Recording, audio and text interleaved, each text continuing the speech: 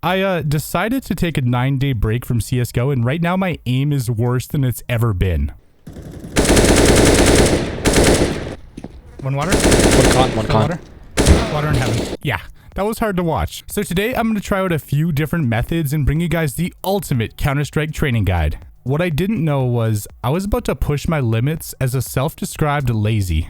Alright, it's day one. The training begins today. I'm a little nervous, but I have played CSGO for the last decade, and I'm pretty sure I know exactly what to do to get back into shape. So I started off with a little aimbots, got 100 kills with each of my favorite guns. Then I hopped on YPRAC, did the same. And while I was at it, I gave aim labs a shot. Overall, aimbots is decent, but the thing that really holds it back is the predictability factor. Sure, you do get to practice your aim, but you don't really need Gamesense. And in real matches, it won't really help you in a lot of situations unless you're, hitting flicks on AFK enemies. But the best way to use it is to focus on flicking to the enemies' heads. And pro tip, if you remove 3 sides of enemies, you can get up and personal and practice hitting 180 shots. Fundamentally speaking, you want to make sure you're training aiming as well as moving, where you stop right when you shoot, but you move before getting the next frag and just kind of keep it going and just try to build up like a good feeling for it. Honestly, aiming and movement go hand in hand. YPRAC was up next, which in my opinion is one of the best tools for practicing every aspect of every main map. The YPRAC maps are so useful because it lets you practice in a variety of different ways so you can learn every map faster.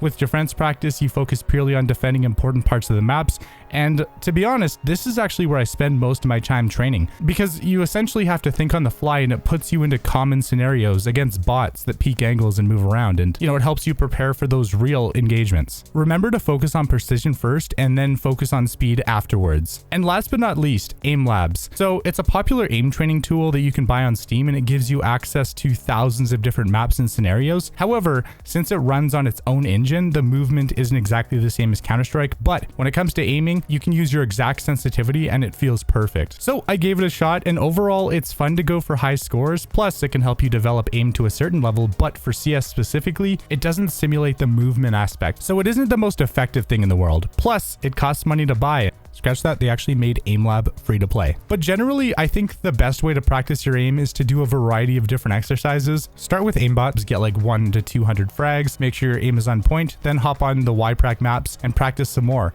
When you're training, you want it to be enjoyable so you can always come back for more the following day. And don't be afraid to mix it up. Ultimately, your goal is to build your muscle memory so you can play at your absolute peak performance. Of course, finding the right sensitivity makes a difference as well. So if you're overshooting, you want to lower it a little bit. And if you're undershooting, you want to increase it slightly. The best sensitivity is the one where you can consistently flick to exactly where you want. Essentially, practicing using these maps gives you a controlled environment where you can push your limits and get a better feel for the game overall. In Dragon Ball, it's kind of like the hyperbolic time chamber. Also, I want to mention a few aim related things to really focus on. So target acquisition. When you're aim training, of course, you can practice spraying, burst firing, but making sure you hit those headshots consistently will make a big difference in game.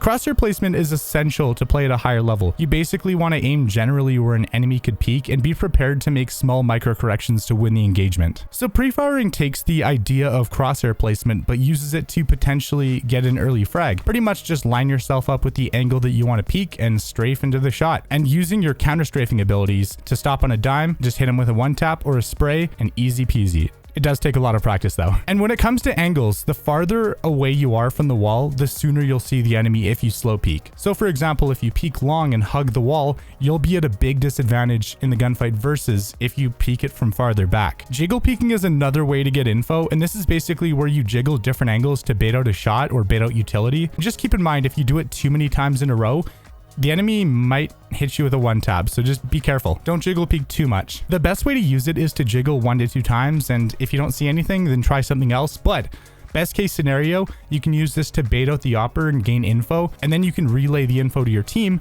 walk back until you're far enough to not be heard, and then rotate to the other site where the opper won't be an issue unless they're double opping. Then yeah. If you have an AK and the enemy is far away, tapping is the best way to have full accuracy. However, if they're at a medium distance, you can either tap fire or burst fire. And if they're relatively close, sure. If you want to hit those crisp one taps, you can do that, but you can also hit them with a spray. Learning spray control, however, is incredibly important, and obviously it's different for every weapon. Generally, you want to pull your mouse down and then go left or right depending on the spray pattern, and you can actually practice this pretty much anywhere. You can just go on a map with bots. There's actually a YPRAC map for it. It's super super important to learn. Other ways to practice aim is to play competitive or face it. And if you want to try something that's a little bit faster paced and more casual, hop on deathmatch servers. If you just plan on playing Valve 64-tick servers, regular Valve DM is fine. But if you're going to be playing face it, you want to use 128-tick community DM servers, because the difference between tick rate is night and day. If you practice on 64-tick, you won't be prepared for 128-tick and vice versa. So keep that in mind. But anyways, let's move on to part 2 of this video, which is movement. So movement is one of the things that makes Counter-Strike easily the greatest FPS on the planet. It's fairly easy to pick up, but the skill ceiling is so high that you can spend your entire life trying to master it and still have room for improvement. Think about it like this. In every life, people start off as babies with zero knowledge of anything. Over time, they learn to talk from their parents, and ultimately they learn to walk. People who are brand new to the game are basically babies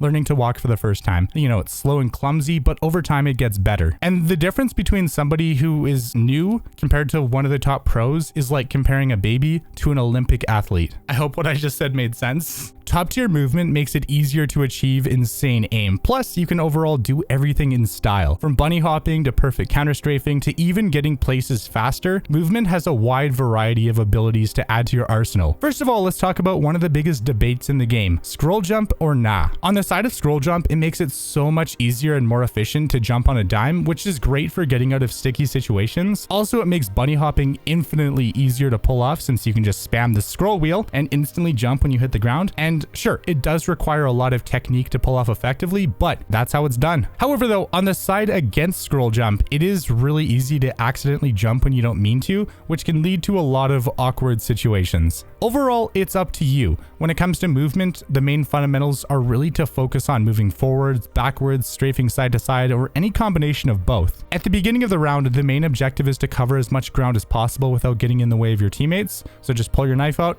get to where you need to get, and then pull your AK or op or whatever out. But later in the round, if you're lurking around, make sure to shift walk to stay silent. By the way, scoping, reloading, jumping, and pulling the pin on your util makes noise. Same with knifing the wall. So when your teammates are trying to be sneaky beaky like, just don't do it. Don't knife the wall. Come on, man. A few good ways to practice movement is to simply just play the game and really just push your limits, but you can also improve it with B-hop servers, surf servers, as well as jump maps. And there's so many of them out there. And overall, in my opinion, the best way to learn movement is just by putting in time into learning it and honing your craft. Same with aiming. Like, I can't really tell you exactly how to do it because it's more of a feeling that you over time develop. Don't be afraid to get outside your comfort zone and find ways to use movement to give yourself a huge advantage in certain situations. Let's talk a little bit about Gamesense. So Gamesense includes things like map knowledge, understanding the enemies, knowing what angles to hold, knowing what utility to use at any given time, and being ready for anything. So Gamesense is something that can take a very long time to develop, and the only way to improve it is to play the actual game, play competitive. And there are a few things you can learn outside the server, like timing to get to certain angles based on your spawn to beat the enemy to it. But in general, experience is definitely the best way to learn it. Also, Gamesense kind of gives you the ability to think about the map like a chessboard, factoring things like common positions and what your opponents generally do too much. I mean, a great way to speed up developing Gamesense is to play matches and then watch the demo afterwards and look for things that you do right, mistakes you're making, and generally how the enemies react to different things you're doing around the map. So for example, if you throw a smoke on A, take a look at what the enemies do to react. Like if they rotate, if they hold their ground, because I mean, obviously every match is always going to be different. And a huge part of Counter-Strike is mind games, because when you break it down to a science, you want to maintain map control and give enemies false info that could cause them to overreact. Like for example, one player spamming utility over by B, forcing a rotation while everyone else takes A, making it a lot easier. And the reason why Counter-Strike is such an incredible game is just the depth behind the gameplay. Every match will teach you something new, and you can apply all that knowledge to future matches. Anyways, hope this video helped. Drop a like if you guys enjoyed it, sub with the bell, and stay safe. It's Turbo, and I'm out. Peace.